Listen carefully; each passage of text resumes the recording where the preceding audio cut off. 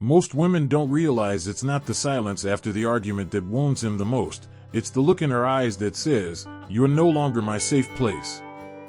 And most men don't realize it's not the raised voice or slammed door that lingers for her, it's the moment she feels emotionally alone while still lying next to him. Conflict doesn't just rupture words, it fractures archetypes.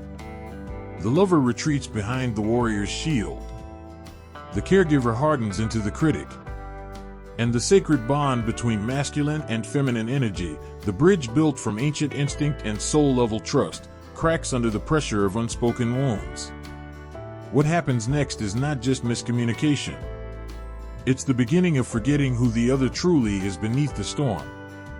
In the aftermath of emotional collision, a man often withdraws into stillness, not because he doesn't care, but because he doesn't yet know how to mend what he cannot define. His healing is quiet, solitary. He doesn't want to speak until he understands what he feels, and that understanding rarely comes when words are demanded. His instinct is to fix, to bring order to chaos, but how does one repair the ethereal architecture of a woman's heart when the damage is invisible to the eye? For a woman, healing is not stillness. It's motion. It's unraveling the knot inside her chest before it tightens into silence. She wants to talk it through, to understand the why behind the pain, to restore the emotional thread that tethered them together.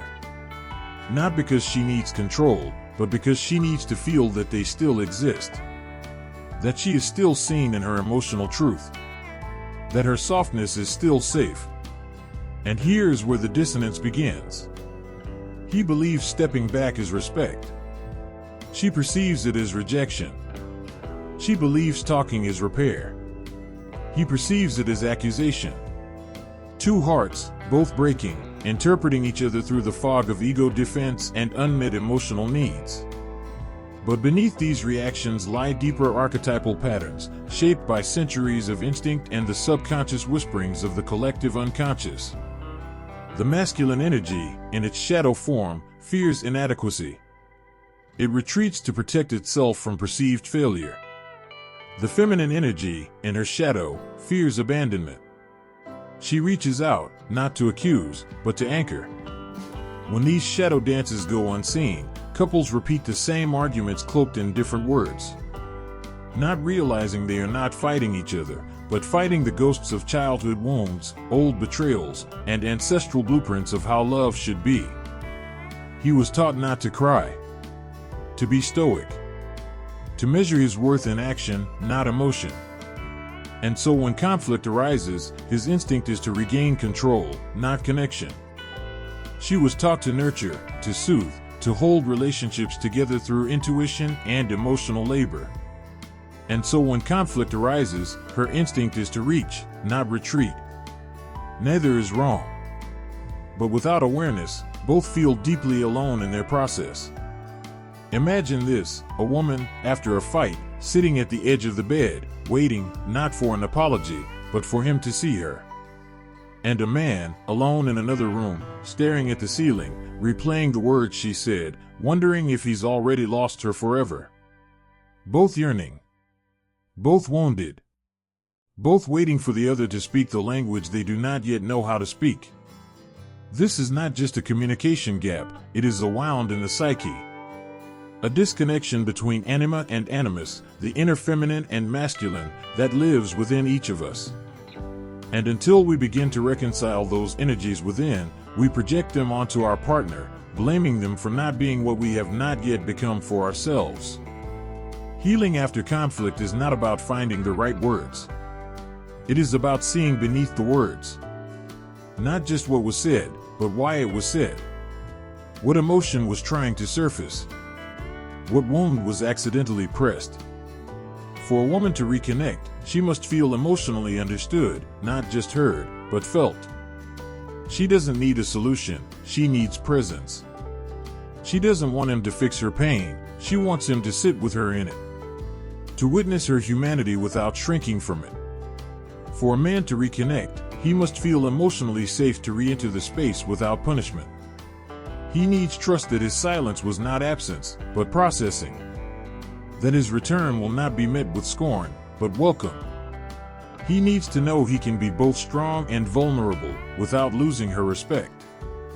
The tragedy is that many couples never reach this understanding, not because they don't love each other, but because they never learned to translate each other's inner world. They argue with the surface, never reaching the soul. They wait for the other to make the first move, not realizing both are frozen by the same fear. What if I try, and it's not enough? But the truth is this: reconnection doesn't begin with the other person. It begins with you.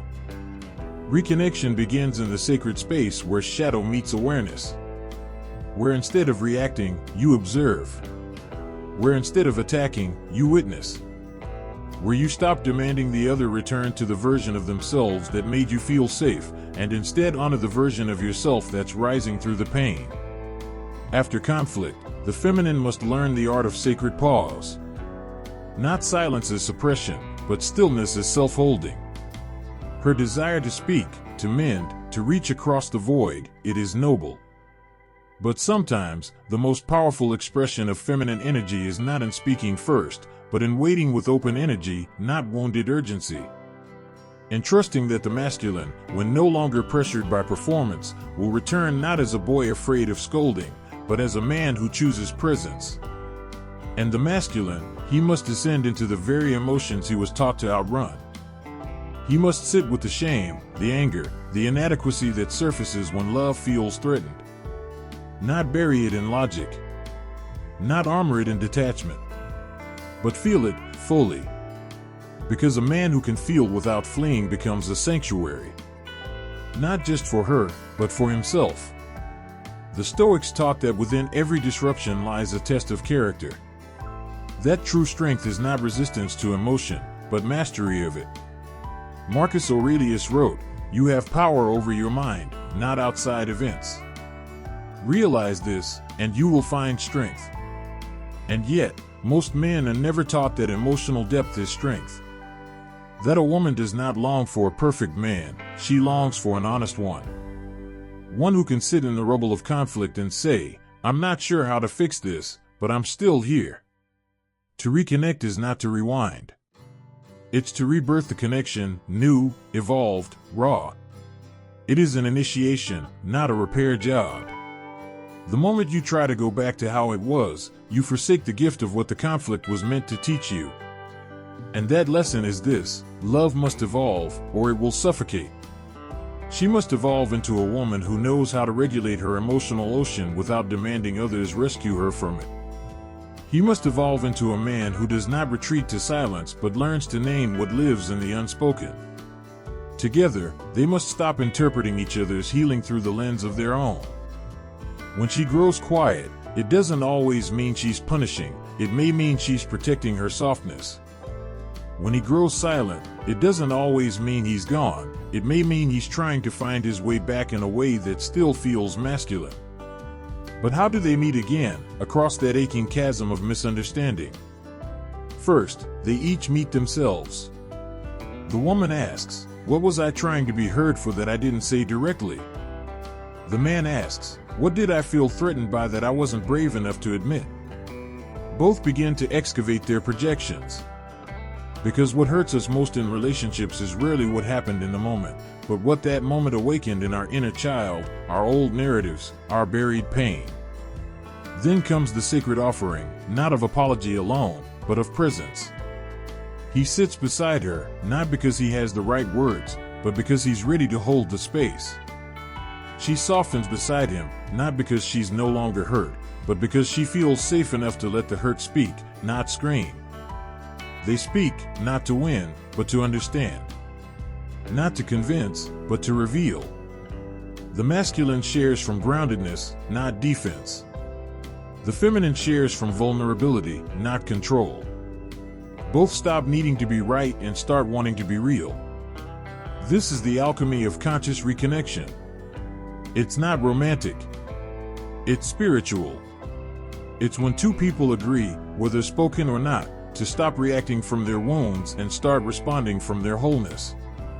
When the man no longer fears being seen in his uncertainty, and the woman no longer fears being too much in her emotion.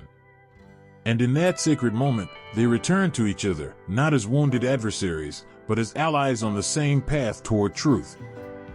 When a man and woman meet again after the storm, not just physically, but soul to soul, something ancient stirs in the unconscious. The part of them that remembers love not as possession, but as presence. Not as control, but communion. But before this sacred reunion can occur, something must die, the illusion that your partner will ever heal exactly as you do. That they will move through pain with the same rhythm, the same words, the same internal compass. That they will speak the same emotional language without ever having learned your dialect. This death is painful. It shatters the fantasy that love means sameness. But in its place, a deeper intimacy can rise, the intimacy of difference understood. The masculine psyche, rooted in order and containment, often views emotional upheaval as chaos to be contained or avoided. He may feel overwhelmed by her expressions, not because he lacks care, but because he has never been taught to hold emotions as energy rather than as problems to solve. He thinks if she is crying, something must be broken. But she is not broken, she is expressing. Releasing. Seeking resonance, not repair. The feminine psyche, attuned to flow and connection, often views emotional withdrawal as abandonment. She may interpret his stillness as punishment. But he is not punishing, he is processing. Thinking. Attempting to make sense in silence, because his wounds were forged in a world where words equaled weakness. And so they miss each other. Again. And again. Until the day they no longer react to the other's pattern, but become curious about it. Until the day she stops needing him to mirror her pain, and instead honors his way of holding his own. Until the day he stops needing her to quiet down and instead lanes into the ocean of her feeling without needing to fix a single wave. Conflict, then, becomes not a rupture, but a rite of passage. It reveals who they truly are beneath the ego masks. The wounded boy in him, afraid of being inadequate. The wounded girl in her, terrified of being left alone. These inner children do not need lovers. They need adults. Conscious partners who are willing to stay, not in their triggers, but through them. To reconnect is to remember, your partner is not the enemy. The real enemy is projection. The war is between your perception and your partner's intention. And peace begins the moment you both lay down your weapons and begin to listen. Not just to the words, but to the pauses. The silence between sentences. The way their voice softens when they speak about their pain. The way their body turns slightly away when they feel misunderstood. These are the sacred cues of connection. Invisible to the untrained heart. Obvious to the one who sees not just with eyes, but with presence. Presence is everything. When he looks at her, not to assess, but to see. When she speaks to him, not to accuse, but to invite. Something shifts. The space becomes safe again. The tension begins to melt, not because everything is solved, but because both finally feel seen without needing to perform. This is the medicine most relationships never taste. It takes maturity to hold it. To stop expecting your partner to be your emotional parent. To stop demanding they decode your every mood without words. To become responsible for your triggers while still allowing yourself to be held in them. And it takes grace. So much grace. To forgive the unspoken wounds that come from misalignment. To choose, again and again, to believe in the intention beneath the imperfection. He doesn't always say the right thing. But he shows up anyway. She doesn't always express it calmly. But she stays open anyway. These are the acts of devotion that rebuild intimacy. Slowly. Tenderly. Brick by emotional brick. No grand gesture. Just eye contact held 1 second longer. A hand rested on the shoulder when the words are too heavy. A whispered, "I'm here," when defenses start to rise. In these moments, reconnection is no longer a goal. It becomes a living practice. In this living practice of reconnection, something deeper than love takes root: respect. And not the surface-level kind that comes from duty or performance, but the soul-level reverence for another's emotional terrain.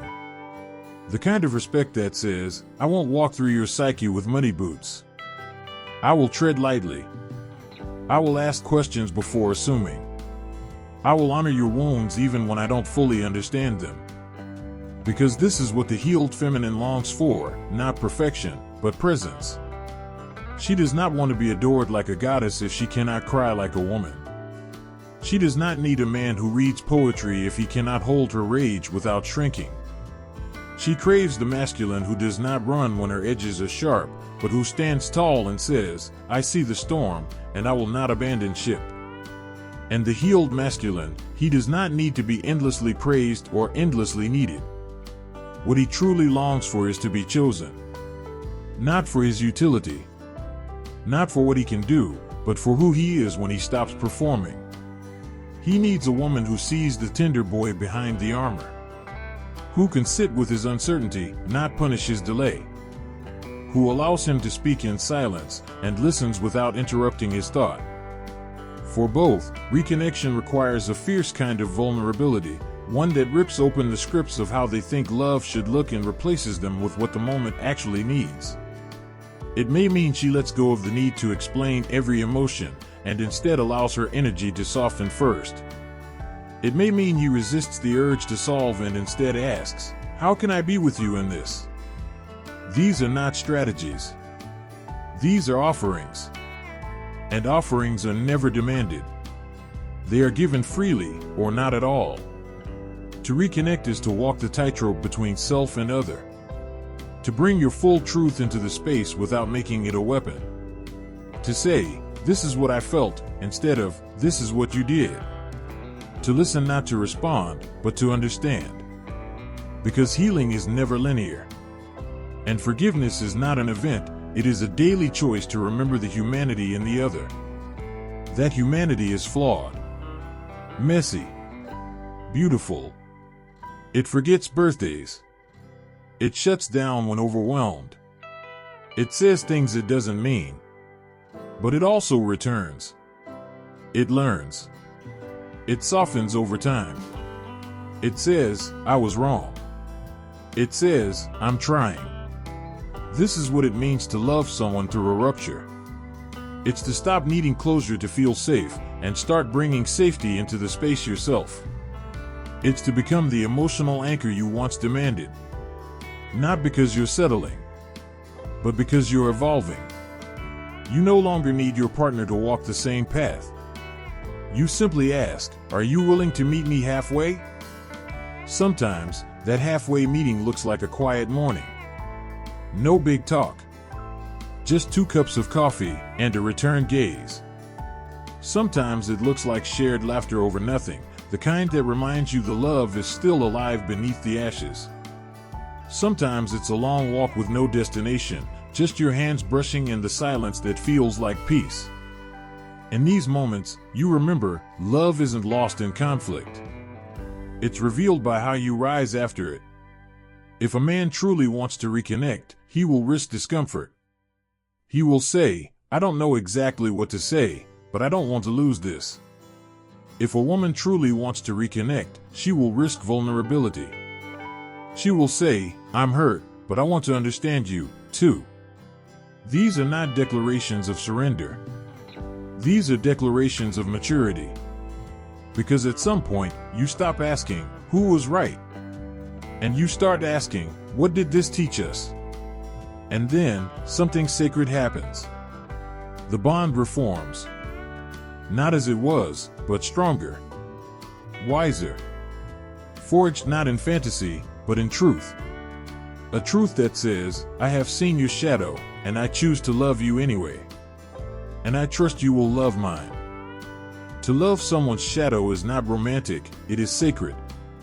It is the language of the soul, spoken without words, translated through presence, through staying, through the silent decision to not turn away. Most relationships falter not because love vanishes, but because courage does. The courage to see what is uncomfortable. The courage to stay present with what you cannot fix. The courage to soften when all your instincts scream to guard. The woman becomes powerful when she no longer requires the world to mirror her pain in order to validate it. When she holds her brokenness with such tenderness that even silence becomes a balm. When she stops chasing his energy and instead sits like a queen on sacred ground, knowing that her peace is not bait, but magnetism. The man becomes free when he no longer sees emotion as a battlefield to win or escape. When he lets his heart fracture without shame. When he stops seeing her tears as failures and starts seeing them as invitations to presence, to depth, to union. Reconnection after conflict is not a return to normal. There is no going back. The bridge that once connected you is burned, and in its place you are asked to build anew, stone by stone, choice by choice. This new bridge is stronger, but only if it is built with truth. And truth is often not easy. It reveals your part in the fracture. It shows you where your ego led and your soul stayed silent. It demands that you own not just your intentions, but your impact. That you name your projections. That you face the patterns that feel so familiar because they've lived in your lineage for generations. When you begin to see that your partner is not the source of your pain, but the mirror of it, everything changes. You stop fighting for control. You start fighting for clarity. You stop needing to prove you were hurt. You start revealing why that hurt touches something ancient in you. This is the work most avoid. Because it requires you to unlearn survival. To drop the mask. To lay down the sword. But on the other side of that surrender is not weakness, it is power. The power of intimacy so raw it cleanses. The power of connection so real it redefines you. The woman becomes magnetic when she no longer demands emotional rescue. When her sensitivity becomes a radar, not a weapon. When she speaks not to be agreed with, but to be understood.